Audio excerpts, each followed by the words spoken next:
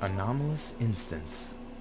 Determination 00513. Okay, so no, but seriously, it's gotta be. It's gotta be anomalous. There's no way something this fucked up could not be anomalous. There's a rabbit, right? And it fucking clinically depressed. This thing is the saddest thing in the world. It can't hold cans because, like, when it puts its paws together, it, like, slips through because he doesn't have thumbs. But this is a constant set of massive depression for it. Because this thing can't hold a can. He feels so useless. So he will occasionally die because of it, I think. Like, are you going to introduce to people what you're talking about? Oh, I am Researcher Level 5 Ichabod. We are currently at the Foundation, and we're trying to determine if a TV show I watched was anomalous. It's called Panty Pony Dash. With me, of course, I have Researcher Bridge. She is O2 on her clearance level, so she helps me out with these determination meetings. Okay. So, where was I? Depressed rabbit, right. Okay, so the rabbit's depressed. And it causes this existential terror in another character that they just call Normal Girl. Mm-hmm. And through an entire episode, this whole arc is about that she's just normal. Nothing else about her. Nothing else is discussed, understood, none of it. Can the rabbit talk? Yes, the rabbit can talk. Okay, well, that is unusual. Well, it's a show, so we're kind of working with weird rules here. The show itself is what I'm saying is anomalous, just because it doesn't make sense. Like, its entire popularity, because it was very unpopular when it first came out. Then a year or two passed, and it became super fucking popular out of nowhere, like during meme shit. But no real memes were ever made of it. Uh-huh. So I'm thinking either cognito hazard or maybe memetic in some way. These sorts of things. These hazards. But where was I? Yeah, okay, yeah. So the Normal Girl, right? Uh-huh. Spends an entire episode of nobody remembering her name. Mm-hmm. Literally nobody can fucking do it. Mm-hmm. So, surprise, introduced 2 new characters. From a different class. And the characters from this class just suddenly whip out cosplay costumes and just start dressing her up to try to make her more noticeable. Nothing fucking works. Still absolutely mundane. So she goes to the rabbit hutch and sits down and just, like, turns into a ghost. The Like, she starts going transparent through the whole episode. Okay, what? Okay, I'm confused. So, someone turns into a ghost because of a rabbit? Okay, no, the rabbit's part hasn't come in yet. Okay. So, But you said something about a rabbit hutch. a rabbit hutch with normal rabbits and then the depressed rabbit. Uh-huh. So the girl goes in the rabbit hutch, and she's sitting down there, and she's starting to go transparent. And then the rabbit talks to her, and she looks down and says, "Oh, thank you.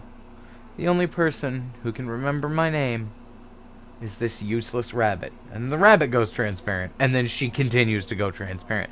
Like, he doesn't ever catch a break. So he dies then? No. But he's a ghost rabbit. Kinda.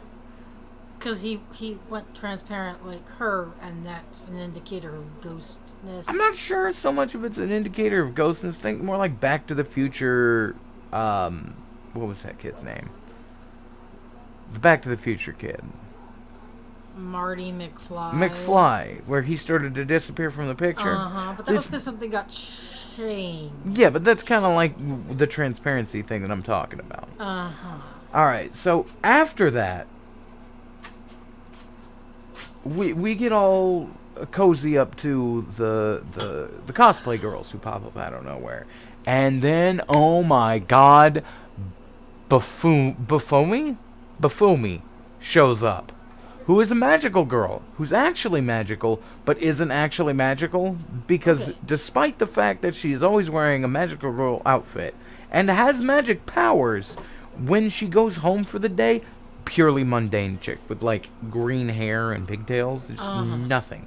But when she goes to the school, bright pink fucking everything, typical magical girl, like Minnie Moon on pixie crack. Okay, just for our listeners to note, I have not watched this show, so if I sound very confused, it's just because I am. I mean, at the very least, considering how emotional it's made me, how confused and unsure of my purpose in life I was when I watched that show, that's at least a safe class.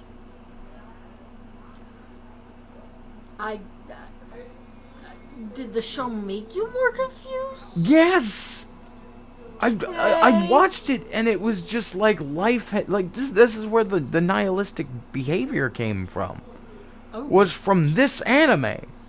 I feel like you need to like calm down and watch Planet Earth Part 2 or something. I don't care about planet documentaries unless they're space.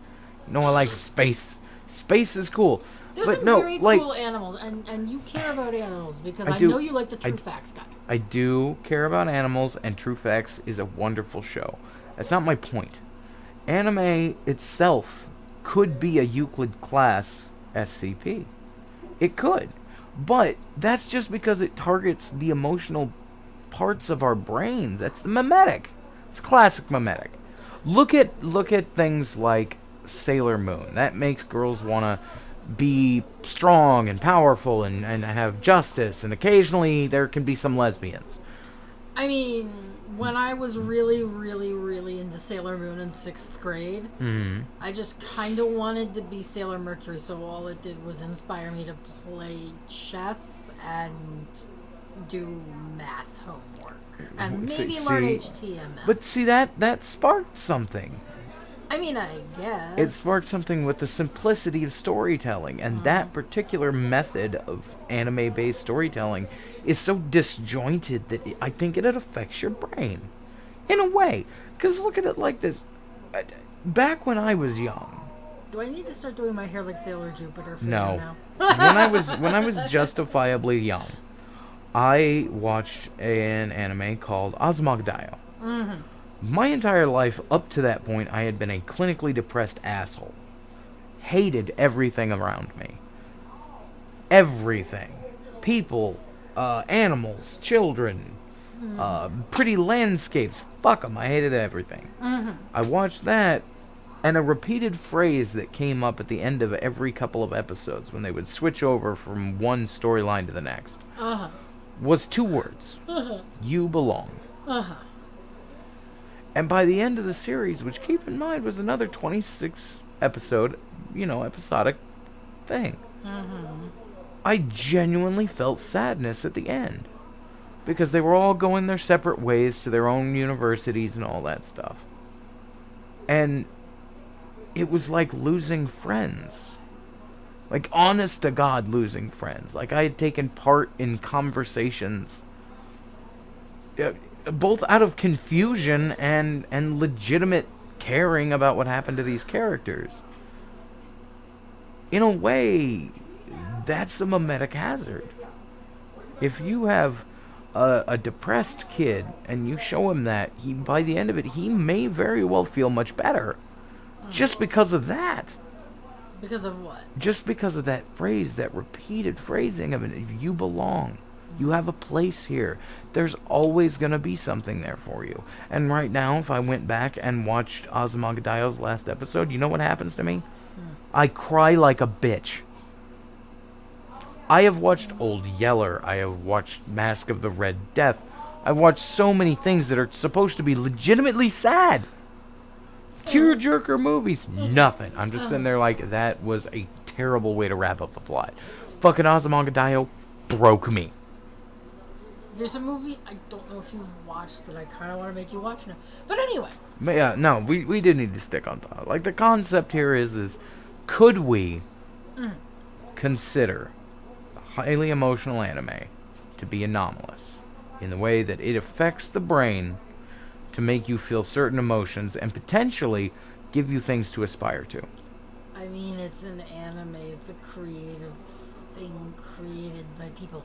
Now, if you were asking if you had a literal rabbit with those characteristics would be anomalous, probably. Yeah. I don't know what to tell you. Hmm. I mean, pieces of human creativity. Just the concept. Maybe just Japan's creativity. That's a little anomalous. At least give me that, and we can classify it as safe. Okay.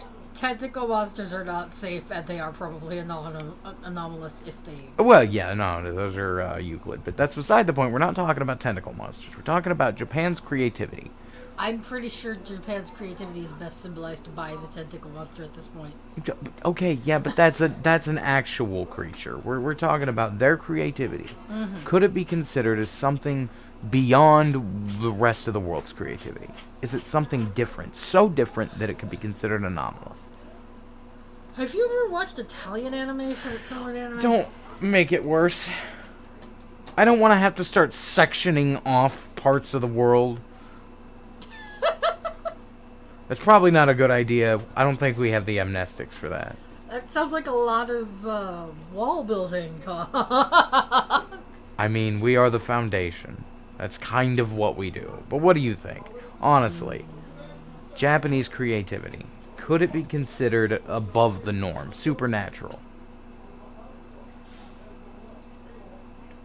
I don't think so, but apparently you do. No, alright. I guess we'll have to take it to an 05. This has been Researcher Ichabod, 05 level clearance, and Researcher Bridge with 02 level clearance. Thank you all for listening, and end audio log.